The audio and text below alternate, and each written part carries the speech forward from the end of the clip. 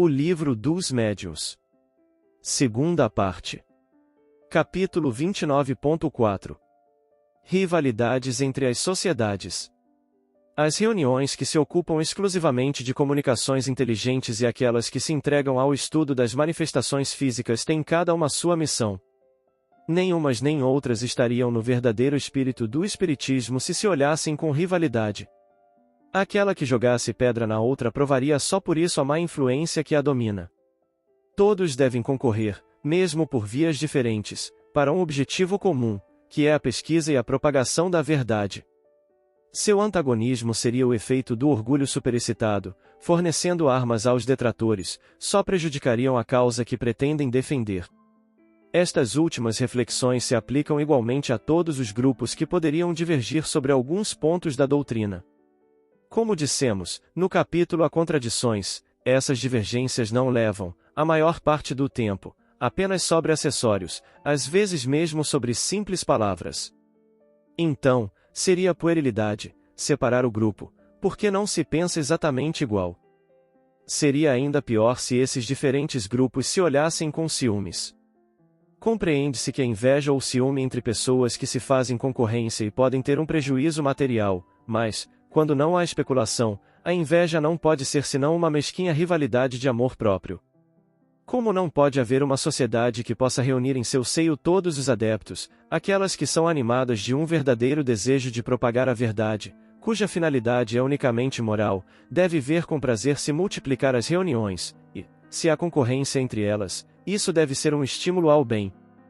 Aquelas que pretendessem estar na posse exclusiva da verdade deveriam provar, tomando por divisa, amor e caridade, porque essa é a de todo bom espírita. Querem se prevalecer da superioridade dos espíritos que os assistem? Que provem pela superioridade dos ensinamentos e pela prática deles. Aí está um critério infalível para distinguir aquelas que estão no melhor caminho. Certos espíritos, mais presunçosos que lógicos, tentam por vezes se impor sistemas estranhos e impraticáveis, em favor de nomes venerados dos quais se enfeitam. O bom senso faz logo justiça de suas utopias, mas, esperando, podem semear a dúvida e a incerteza entre os adeptos. Daí a causa de dissentimentos momentâneos. Além dos meios que indicamos para avaliar esses sistemas, há outro critério que dá a medida de seu valor, é o número de partidários que recrutam. A razão diz que o sistema que encontra mais eco nas massas deve estar mais perto da verdade que aquele que é rejeitado pela maioria e vê suas fileiras diminuírem. Também tenham por certo que os espíritos que recusam a discussão de seus ensinamentos é porque compreendem a fraqueza deles. Se o espiritismo deve, como foi anunciado, realizar a transformação da humanidade, só pode ser pelo melhoramento das massas, a qual chegará gradualmente, pouco a pouco, pelo aperfeiçoamento dos indivíduos. Que importa crer nos espíritos se essa crença não o torna melhor, mais benevolente e mais indulgente com seus semelhantes, mais humilde, mais paciente na adversidade? De que serve o avarento ser espírita, se continua avarento, ao orgulhoso, se está sempre cheio de si, o invejoso, se permanece ciumento?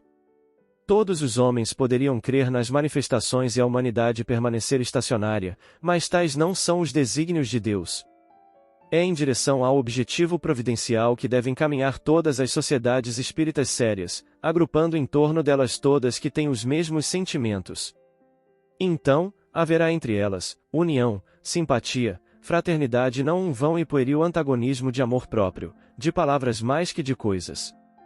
Agora sim, elas serão fortes e poderosas, porque se apoiarão sobre uma base inabalável, o bem para todos, e então serão respeitadas e imporão silêncio às tolas zombarias, porque falarão em nome da moral evangélica respeitada por todos.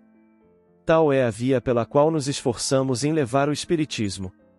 A bandeira que arvoramos bem alto é aquela do espiritismo cristão e humanitário, em torno do qual somos felizes de ver já tantos homens se reunirem sobre todos os pontos do globo, porque compreende que lá está a âncora da salvação, a salvaguarda da ordem pública, o sinal de uma nova era para a humanidade.